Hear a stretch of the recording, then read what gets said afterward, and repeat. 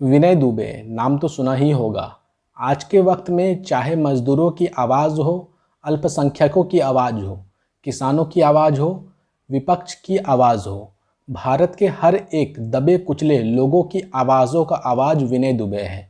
लेकिन आज हम बात करेंगे विनय दुबे की आमदनी कितनी है, वो कितना कमाते हैं, उनकी कितनी गाड़ियां हैं, उनकी आमदनी कितनी है, उनका बिजनेस क्या है, वो क्या करते हैं जो लग्जरी लाइफ स्टाइल जीवन बिताते हैं।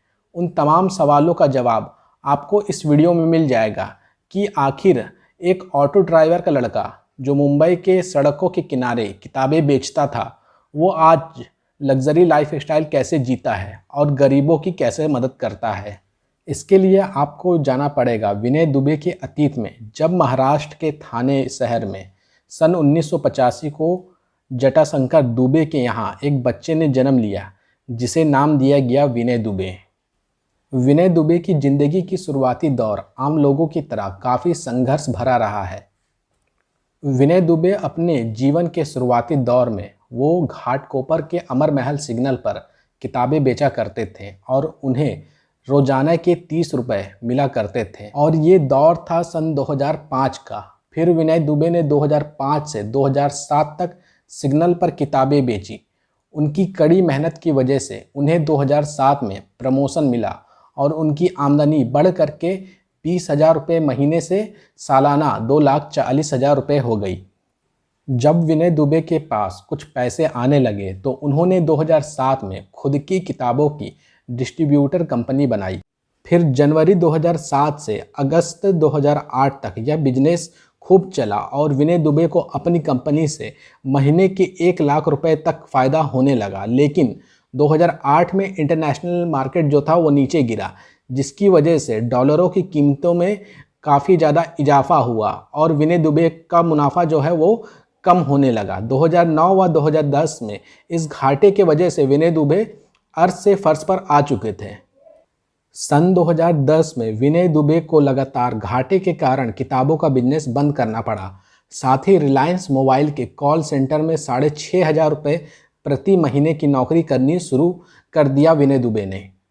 फिर वक्त का पहिया आगे बढ़ा और 2011 में विनय दुबे को इंटरनेशनल कॉल सेंटर में नौकरी मिली और उस समय विनय दुबे की सैलरी 10,500 रुपये प्रति महीना हुआ करती थी। 2011 के अंत में विनय दुबे ने वापस बिजनेस में उतरने का सोचा और चाइना की ई-कॉमर्स कंपनी जिसका नाम Alibaba.com के साथ जुड़कर विनय दुबे ने ई-कॉमर्स कंपनी में अपने मौके तराशने शुरू कर दिए थे। Alibaba.com कंपनी ने विनय दुबे की कंपनी को एक छोटा सा असाइनमेंट दिया जिसको विनय दुबे की टीम ने बखूबी निभाया, जिसे देखते हुए पश्चिम भारत राज्यों के Alibaba.com कंपनी का पूरा काम विनय दुबे को मिल गया।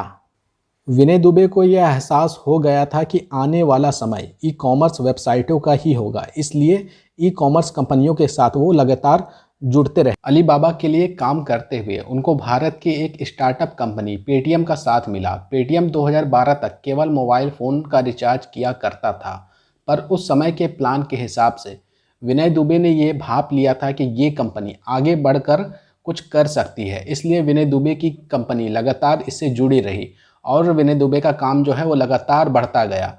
2014 के आसपास विनय दुबे ने बहुत सारे टेक्निकल सपोर्ट कंपनियों को साथ लेकर भारत में एक बड़ा मार्केट तैयार कर लिया। इसी का एक हिस्सा था कि बेंगलोर की एक सबसे बड़ी टेक्निकल सपोर्ट बिजनेस कंपनी जिसका मार्केट कैपिटल 50 करोड़ था, उसमें विनय दुबे की कंपनी ने हिस्सा खरीद लिया और टेक्निकल सपोर्ट बिजनेस में एक छत्र राज्य विनय दुबे का चलता रहा। इसी बीच विदेशी ई कॉमर्स कंपनी अमेज़ॉन ने भारतीय बाजार में एंट्री करी और उसको देखते हुए फ्लिपकार्ट और बाकी कंपनियां फलने फूलने लगी।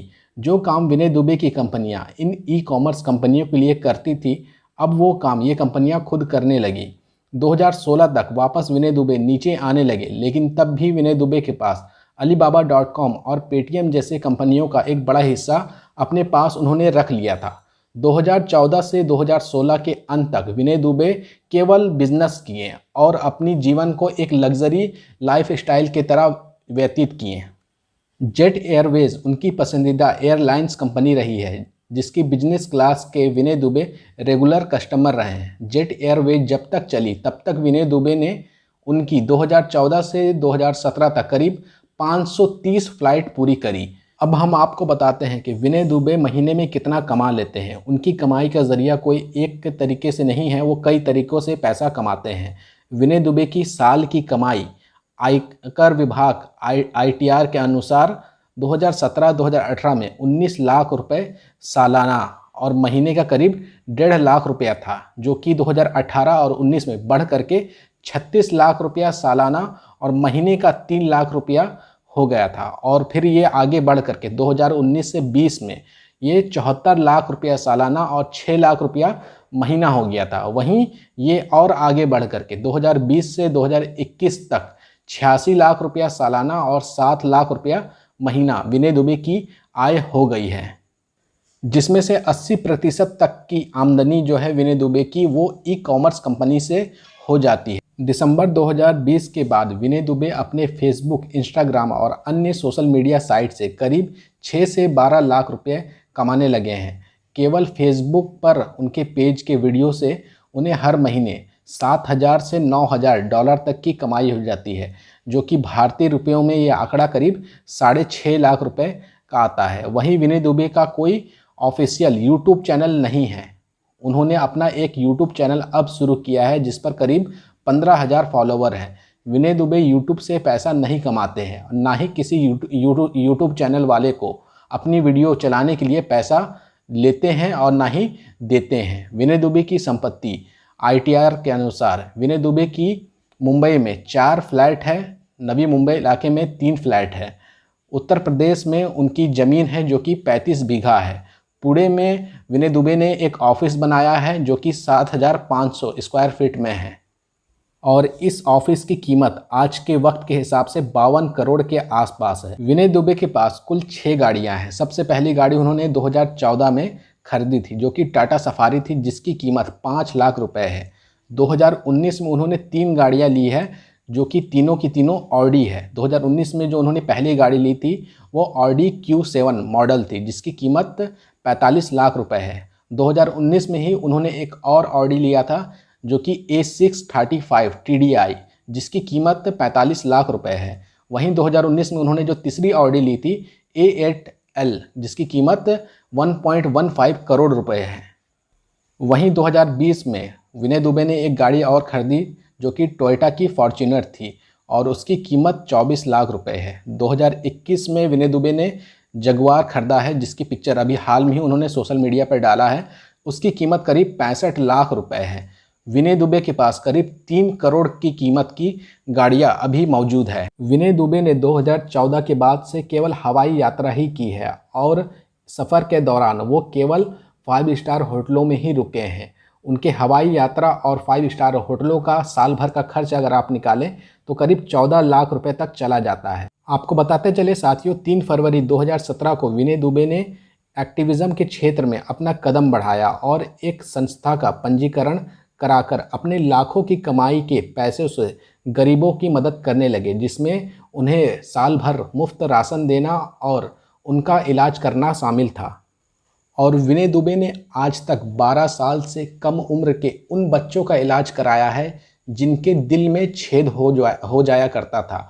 उनका इलाज विनय दुबे ने कराया है और कुल 400 बच्चों का इलाज खुद के पैसों से विनय दुबे ने करवाया है। आप में से बहुत कम लोगों को पता है कि मुंबई से बनारस के लिए पहली AC स्लीपर बस सेवा विनय दुबे ने ही 2018 में शुरू किया था, जो मुंबई से बनारस के बीच चलती थी। विनय दुबे पिछले कई सालों से जनता की मदद करते हुए आ रहे हैं, चाहे उनका इलाज का खर्चा उठाना हो या फिर उनको राशन मुहैया कराना हो।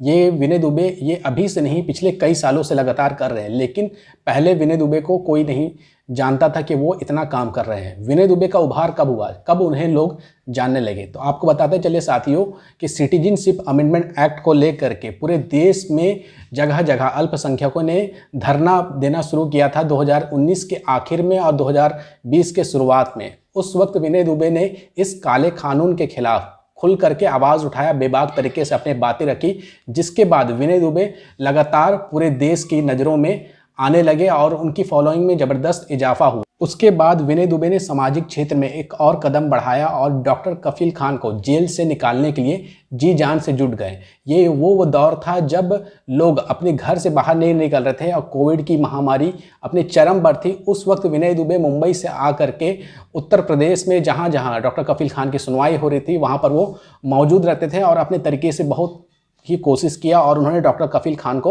जेल से बाहर निकलवाया। लेकिन ये वही दौर था जब विनय दुबे के ऊपर आरोप लगना शुरू हुआ कि विनय दुबे जो है वो चंदा का पैसा खाते हैं, और यहीं से विनय दुबे के ऊपर लगातार अब तक ये आरोप लग रहे हैं कि विनय दुबे जो चंदा का पैसा जमा करते हैं, लोगों से मांगते हैं, उससे वो अपनी जीवन जीते हैं और लग्जरी लाइफ स्टाइल जीते हैं। लेकिन आपको हमने शुरू में जो जानकारियाँ दी हैं उससे आप ये अंदाज़ा लगा सकते हैं कि विनय दुबे के पास करोड़ों की संपत्ति है और करोड़ों रुपए वो कमाते हैं।